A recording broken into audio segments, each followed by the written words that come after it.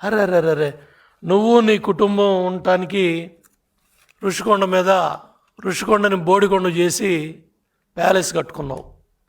3 బ్లాక్లేమో నీ కుటుంబం కోసం, మిగతా కార్యాలయం కోసం. చాలా స్పష్టంగా ఇక్కడికి వచ్చి పరిపాలన చేస్తానని చెప్పావు.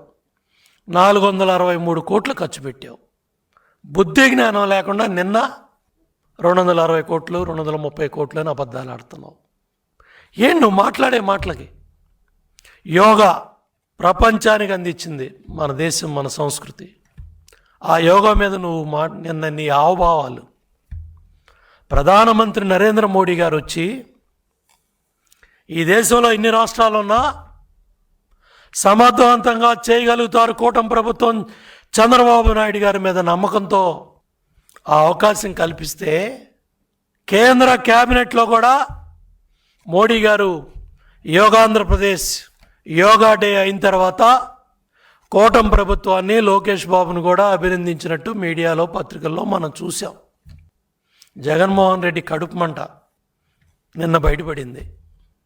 కేంద్ర ప్రభుత్వం ఇచ్చిన మ్యాట్లు, పంపించిన మ్యాట్లు, ఖర్చు పెట్టింది 60 కోట్లు, ఇంకా రావాల్సిన డబ్బులు కూడా ఉన్నాయి.